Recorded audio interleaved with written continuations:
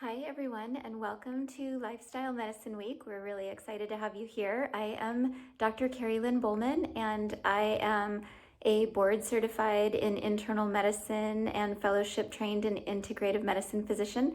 I opened a practice about a year and a half ago called Vital Medicine for the Soul, and we are in Phoenix, Arizona. We do all things integrative medicine, and we have a studio where we talk about nutrition, and we do movement and structural integration, and of course internal medicine and integrative medicine. So I chose to talk to you about mindfulness and the stories we tell ourselves. And the reason that I chose mindfulness is because I come from an academic medicine background. So I was in academic medicine for 20 years in a residence clinic where I was attending, and I noticed that there were so many people in pain, a lot of people with physical and mental pain, both.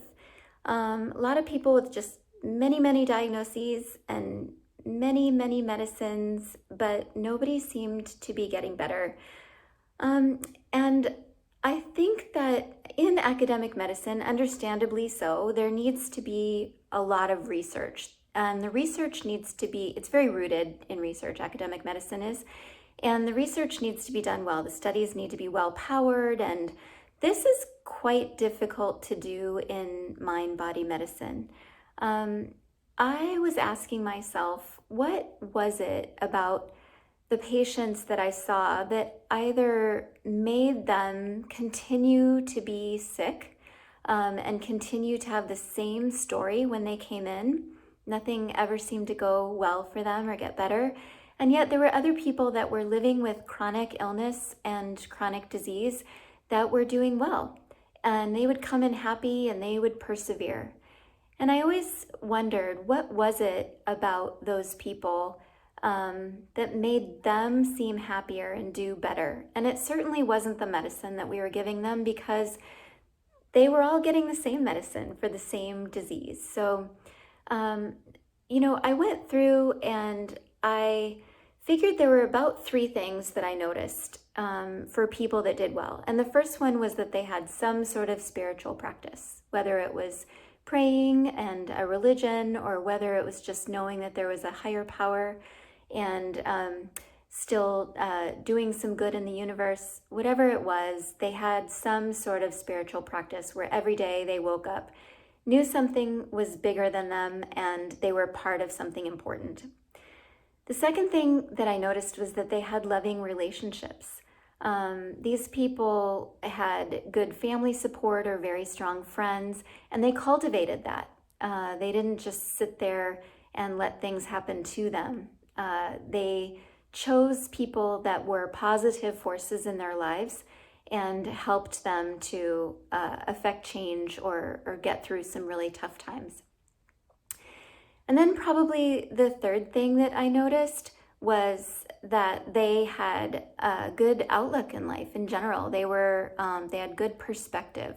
So they were able to take things and kind of let them roll off. I'll never forget this one couple. This gentleman was in the hospital for 2 months straight. He had a really bad stomach infection that was infectious. It's called Clostridium difficile. Bad diarrhea, put him in the hospital for dehydration and all this stuff. And I remember them sitting in the clinic, and we were telling them that he had to go into the hospital yet again. And he looks at his wife, and she looks back at him, and they kind of just went like that. And then they each took their finger and they put it up and they just went. And I just thought that was such a sweet moment of intimacy when something so serious, many people would have broken down and said, that's it, I can't take anymore. And they just shared this moment in front of us that was very powerful. So those are probably the 3 things that I think that really bred resilience. And resilience is something we talk a lot about in medicine.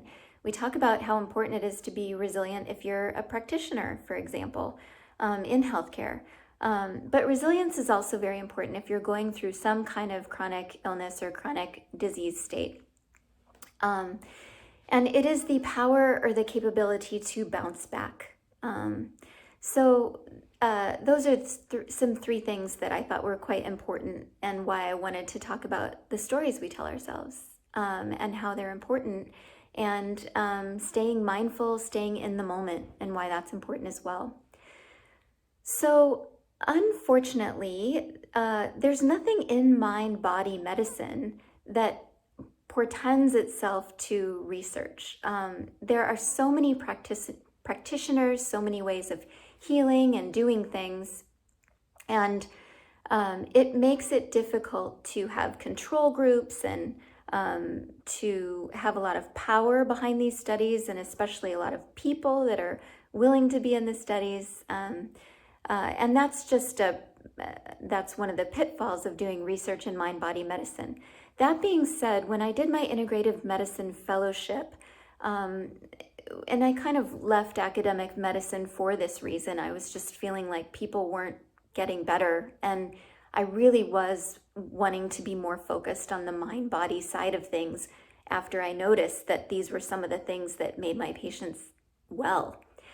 But in integrative medicine, in the fellowship anyways, they are very good at only discussing things that are based in research. That they would have some studies and some knowledge of these modalities behind them. And so, but overall, it's quite hard to do like a high-powered research study on mind-body medicine, and that is why we have trouble integrating it into the mainstream. The other thing is, we've been trained as academic physicians and MDs, we've been trained that the placebo is not a good thing. We're always looking for the placebo and saying, well, maybe just they felt that way. They felt better because they were taking that pill. And so the placebo traditionally is not a good thing in traditional research. However, in mind-body medicine, that's all we look for. We know the brain has the power to epigenetically change, like literally change our genes and the way we are wired to behave in certain situations, and also how our genes are going to behave. So we love the placebo in integrative medicine. We hope that you feel better just by thinking something works. And same as nocebo. The nocebo effect is also similar. If you believe that you don't have something, then you can actually create a perception in which you are feeling well and that thing is not bothering you. Albert Einstein is probably my favorite role model of marrying Western and Eastern philosophy, and these two, like science with the sense of the mystic and mind-body. And there's a quote, I'll read it to you. He said, "The most beautiful and profound emotion we can experience is the sensation of the mystical. It is the sower of all true science. He to whom this emotion is a stranger, who can no longer wonder and stand wrapped in awe, is as good as dead. To know that what is impenetrable to us really exists, manifesting itself as the highest wisdom and the most radiant beauty, which our dull faculties can comprehend only in their primitive forms. This knowledge, this feeling, is at the center of true religion." So I really love that quote.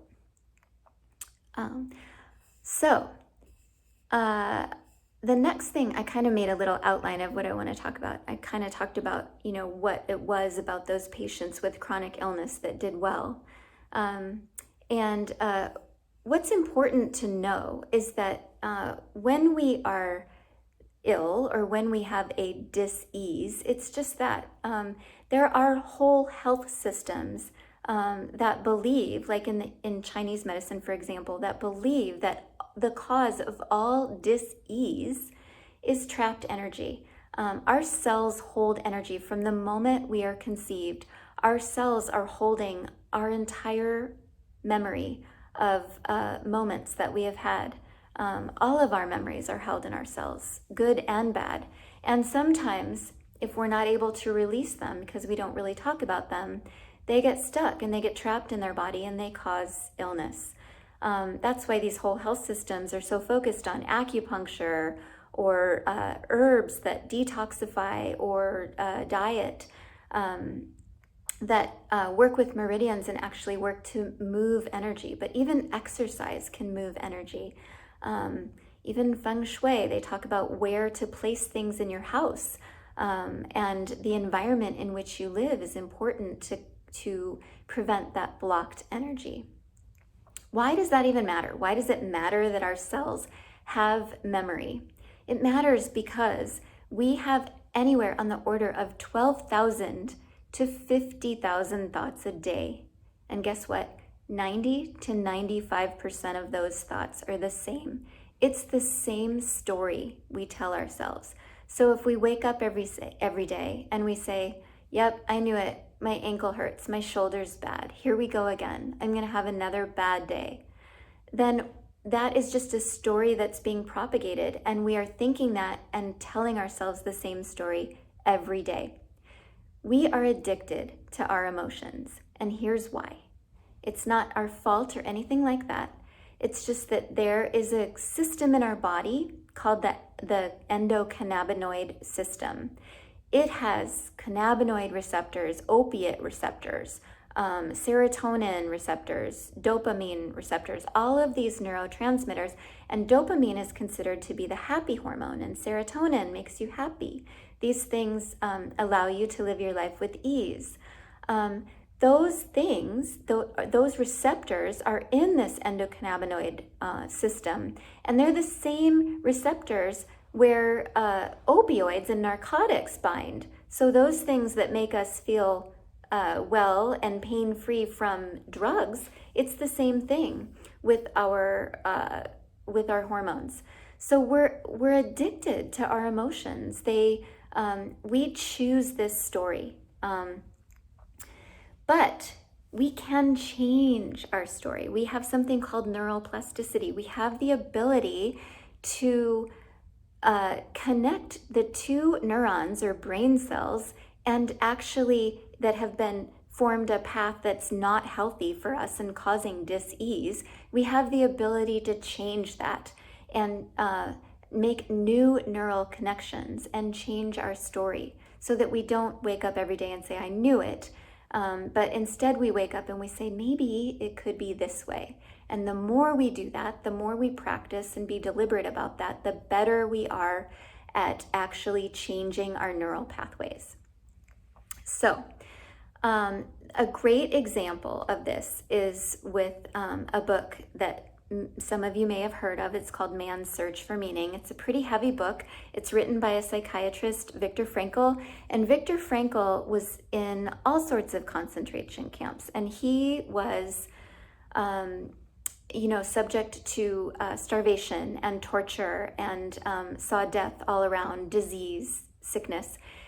And he noticed that even though everyone was subject to the same conditions, some would die and some would make it. And he said, what is it about those people that make it? And he postulated that despite everyone having the same conditions, that our last human freedom is the ability to choose how we're going to feel about a certain situation. So, he unfortunately did lose his parents, his brother, his pregnant wife. He lost everyone. But he says he woke up every day and he would go to work in the concentration camps, and he would envision his life when he was out. He would envision his lovely wife. He would send love to her. And that is what he would hang on to. And so he attributes that to getting out of what was a deadly, horrific situation for so many. Anyway, so that gives you a little example of how he was able to overcome that and understand that that we do have the freedom to change our stories. Okay, so we can't control our thoughts and emotions. You all know that. But what we can control is how we feel about our thoughts and emotions. Our thoughts and our emotions are just going to come. And unfortunately, again, we have cellular memories, so they're stuck in a lot of our cells and there could be a trigger, but there doesn't have to be a trigger.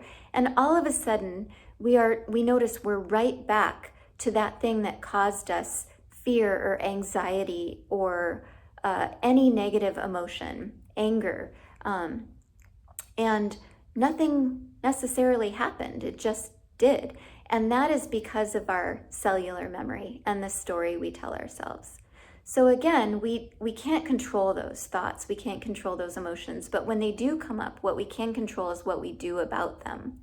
We do have that ability. So the right brain, we are made this way. We're wired this way because we need to do that so the human race can survive. If we had a lion or a tiger chasing us, our right brain needed to take over and usurp our thinking brain and just fight or flight response.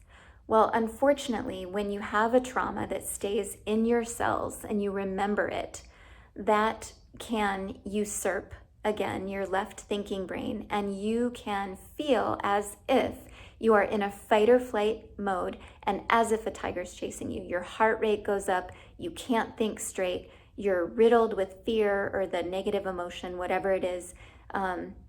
You feel sick to your stomach, you can't eat. And that is a very normal response. But unfortunately, what happens is when that response becomes dysregulated too much, and now every time that emotion comes up, we can't stop it, and we're telling ourselves, oh, here we go. Oh my gosh, it's one thing to feel like I'm gonna die, but it's another thing to never know when it's around the corner lurking and gonna happen to me. Those stories that we tell ourselves, we will propagate those. Where our thoughts go, energy flows. So if we're in the here we go again cycle, then that's where our energy is going to go, and it is just going to get worse and worse. Over time, we get sensitized to the what ifs of the story. And again, our brain, our body, it's no different than if it's actually happening. It could have been something that happened 30 years ago, but you're in it right now.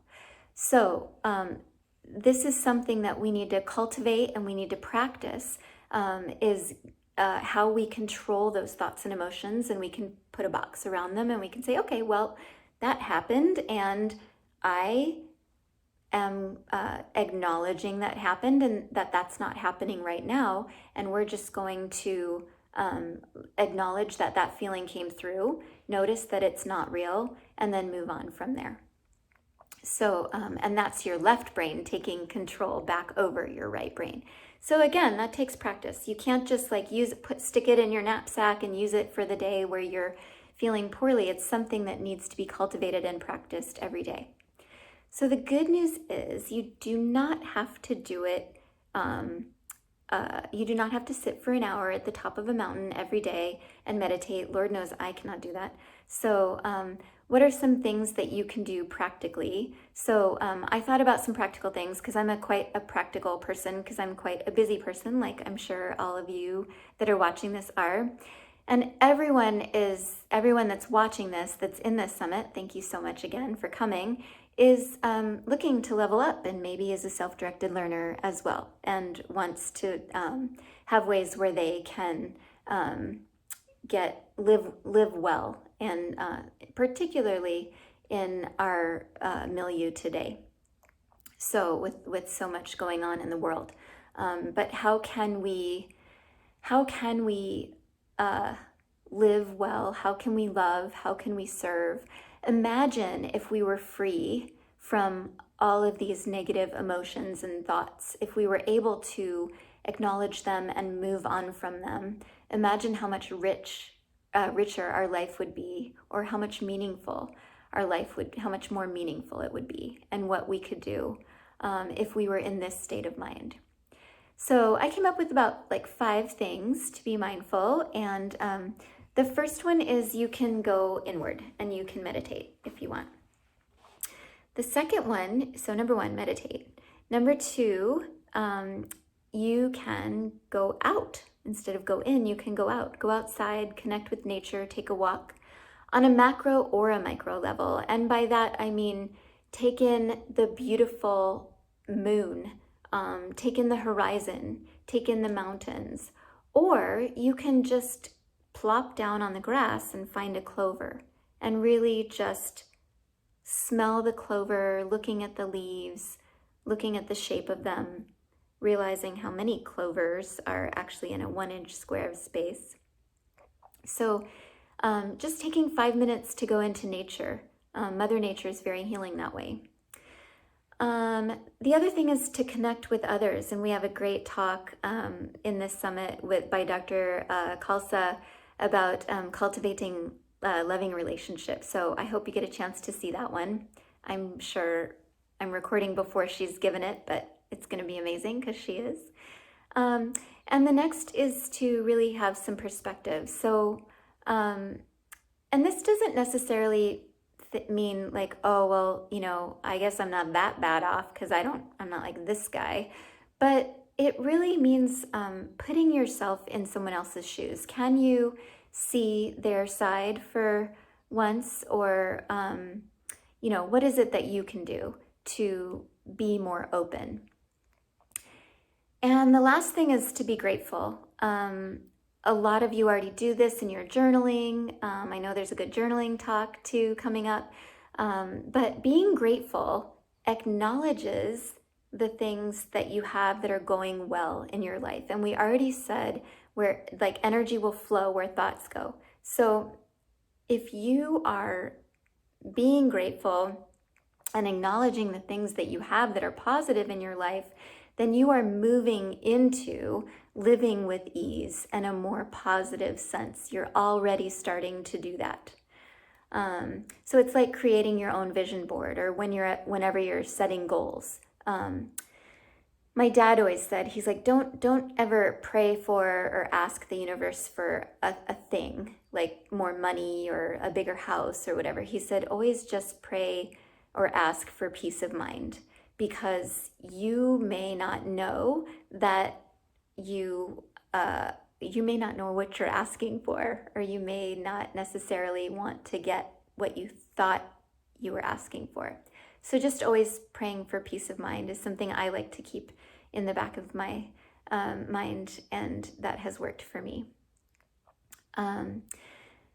I also wrote down another example. Jason Mraz has a great song, I'm Yours. And he says at one point, he says, I reckon it's my time again to win some or learn some.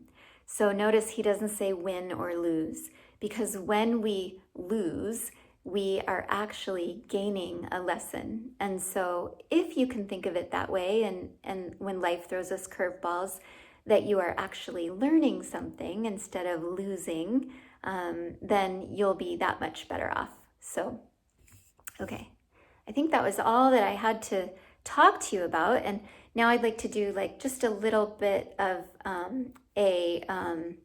an experimental thing. So we're just going to do just a quick breathing exercise. This gets to the number one, or the meditate, or the practical kind of being mindful in the moment thing. So this is just like a couple minutes long, and you really don't have to, again, sit there in total silence and try to meditate if that doesn't work for you. There's all kinds of ways to meditate. There's all kinds of apps out there. Anyways, that's a whole nother talk. But what we're going to do is a little experimental. So what I'd like you to do is just put your hands together and start to rub them. And go ahead and close your eyes. Take a deep breath and let it go. Keep rubbing your hands and just feeling the friction and feeling the sensation of them rubbing together.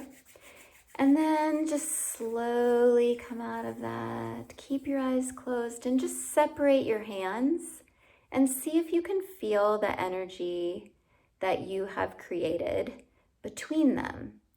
So they should be tingling, they might be tingling, but see if you can separate them a little further and a little further. And how far can you go while still feeling the connection between them. Just play around where you bring them in closer, take them apart. Kind of feel this ball of energy that you've created. And go ahead and open your eyes. And then just make fists and open, fists and open. Take one fist in the palm of one hand and just kind of dig in there, just massaging that. And then in the web of each of the fingers, just kind of putting those together, massaging those. And then noticing, can you see the difference between the two hands, the one that you were really working on? And then go ahead and make a fist with the other hand, and then just massaging that hand. And then we're going to do a little breathing exercise. Okay? So just hold your hand up and hold your fingers out. And we're just going to be doing some inhales and exhales. This is kind of tracing your hand. This is I don't know what this is called, but this is one of the things that you can do to help calm your mind in your busy day. You can even do this at your desk. Nobody needs to know. So start with just emptying all the air out of your lungs. And when you're ready, start tracing your hand up. Take a deep breath in. And when you get to the top of your finger, hold your breath. And then when you exhale, come down slowly on this finger and see if you can really make the connection between the two fingers and hold at the bottom. Good. And inhale again. See if you can really feel the connection of the two fingers. Just focusing on how it feels. When you get to the top, hold your breath. And when you're ready, exhale. Hold at the bottom. Inhale.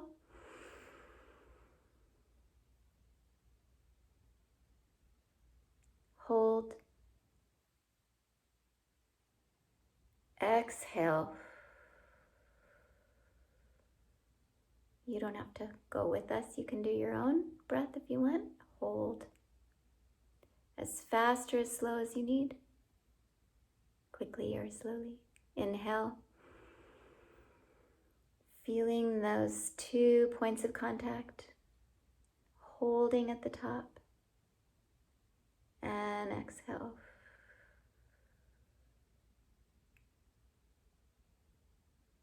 Hold at the bottom. One more inhale. Hold as you place your finger right on your thumb. And exhale. Just close your eyes and rest your hands at your sides. And we'll just take one more inhale, very deep. Here we go. And exhale all of it out through your open mouth. Let your shoulders drop. Let your tongue rest inside your mouth. Let your eyes rest in their sockets.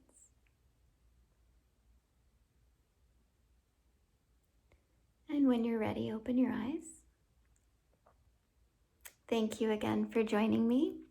I hope you enjoy all the other presentations too and take advantage of those. I wish you a life of peace, a life of joy, a life of happiness and of ease. And for those times that are more difficult, I wish you good coping mechanisms. Take care. Bye-bye, everybody.